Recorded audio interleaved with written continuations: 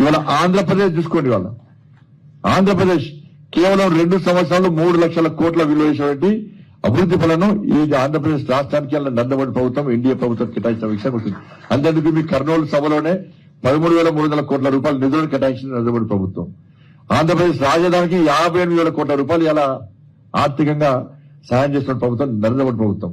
దేశం సౌత్ లో ఎక్కువ నిధులు తీసుకొచ్చి ఎక్కువ అభివృద్ధి చెందుతున్న రాష్ట్రం ఏదైనా ఉంది అంటే అది కేవలం ఆంధ్రప్రదేశ్ రాష్ట్రం అనే విషయాన్ని మనం గుర్తుంచుకోవాలి. అందుకే మన తెలంగాణ కూడా ఆలోచిస్తున్నారు కదా, అరే డబుల్ ఇంజన్ సర్కార్ వస్తే ఆంధ్రప్రదేశ్ ఏ విధంగా అభివృద్ధి చెందుతున్నది, నిధులు ఏ విధంగా వరదలకు వస్తున్నాయి ఆంధ్రప్రదేశ్ రాష్ట్రానికి. కాబట్టి మా తెలంగాణలో కూడా డబుల్ ఇంజన్ సర్కార్ రావాలని చెప్పి తెలంగాణ ప్రజలు ఆలోచిస్తున్నారంటే ఆంధ్రప్రదేశ్ రాష్ట్ర అభివృద్ధి కోసం నరేంద్ర మోడీ ప్రభుత్వం ఏ విధంగా సహకరిస్తుంది, ఇంకా ఏ విధంగా సహకరించబోతుంది, ఏ విధంగా ప్రణాళికలు రూపొందిస్తున్నది. ఆంధ్రప్రదేశ్ రాష్ట్ర ముఖ్యమంత్రి గారు కష్టపడి ఇష్టపడి ఒక సంకల్పం తీసుకొని కసితోని ఈరోజు ఏ విధంగా కేంద్ర ప్రభుత్వాన్ని ఒప్పించి మెప్పించి ఇలా నిధుల వరదని ఇలా తెలంగాణ ఆంధ్రప్రదేశ్ రాష్ట్రం తీసుకొస్తుందో మనం ఆలోచించాల్సిన అవసరం ఉంది. దానికి అనుగుణంగానే ఎన్నికల సందర్భంగా ఎన్డీఏ ప్రభుత్వం ఆంధ్రప్రదేశ్ రాష్ట్రానికి ఏ విధంగా హామీలు ఇచ్చిందో హామీలు ఇవ్వకుండా కూడా ఈ ఆంధ్రప్రదేశ్ రాష్ట్రానికి తెలుగు రాష్ట్రాల అభివృద్ధికి నరేంద్ర మోడీ ప్రభుత్వం కట్టుబడిన విషయం వాస్తవం. ఇవాళ ఈ తెలంగాణ రాష్ట్రంలో భారతీయ జనతా ప్రభుత్వం లేకపోవచ్చు, ఎన్డీఏ ప్రభుత్వం లేకపోవచ్చు, కేరళలో లేకపోవచ్చు, తమిళనాడులో లేకపోవచ్చు, హిమాచల్లో లేకపోవచ్చు, ఎక్కడ లేకుండా కూడా అన్ని రాష్ట్రాలు అభివృద్ధి చెందాలని ఒక లక్ష్యం నరేంద్ర మోడీ గారి ఒక ఆలోచన.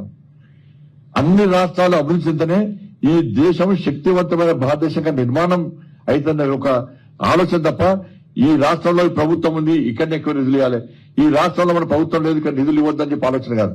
ఇవాళ ఉద్యోగాలు ఇస్తున్నాం, ఇవాళ తెలంగాణ రాష్ట్రంలో కూడా ఉద్యోగాలు ఇస్తున్నాం, హిమాచల్ కూడా ఉద్యోగాలు ఇస్తున్నాం, తమిళనాడులో కూడా ఉద్యోగాలు ఇస్తున్నాం, తమిళనాడు పౌరులు కూడా ఉద్యోగాలు ఇస్తున్నాం, కేరళలో పౌరులు కూడా ఉద్యోగాలు ఇస్తున్నాం.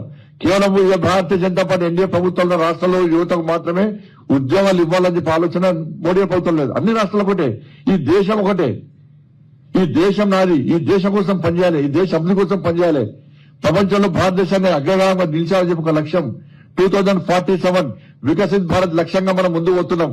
దానికి అనేక రకాల ప్రణాళికలు రూపొందిస్తున్నాం. దానికి కావాలంటే ఈ దేశంలో పేదరికం పోవాలని చెప్పి ఆలోచన. అనేక సంక్షేమ ఫలాలు ఇస్తున్నాం. ఇలా 3 కోట్ల మందికి ప్రధానమంత్రి ఆవాస్ యోజన కింద ఇండ్లు ఇచ్చి 4 కోట్ల మందికి ప్రధానమంత్రి ఆవాస్ యోజన ఇండ్లు నిర్మించాలని ప్రయత్నం చేస్తున్నాం. 80 కోట్ల మందికి గరీబ్ కళ్యాణ్ అన్న యోజన కింద నిలుస్తున్నాం. 12 కోట్ల మందికి టాయిలెట్ కట్టించినాం.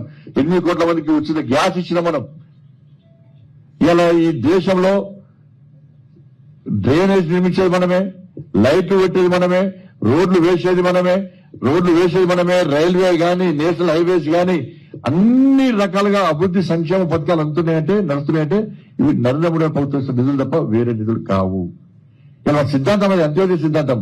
చిట్ట చివరి వ్యక్తి కూడా సంక్షేమ ఫలాలు అందాలని చెప్పి ఒక అంత్యోదయ సిద్ధాంతాన్ని ముందుకు పోతున్న ప్రభుత్వం నరేంద్ర మోడీ ప్రభుత్వం. డాక్టర్ బాబాసాహెబ్ అంబేద్కర్ యొక్క ఆశయాలకు అనుగుణంగా ముందుకు పోతున్న ప్రభుత్వం నరేంద్ర మోడీ ప్రభుత్వం.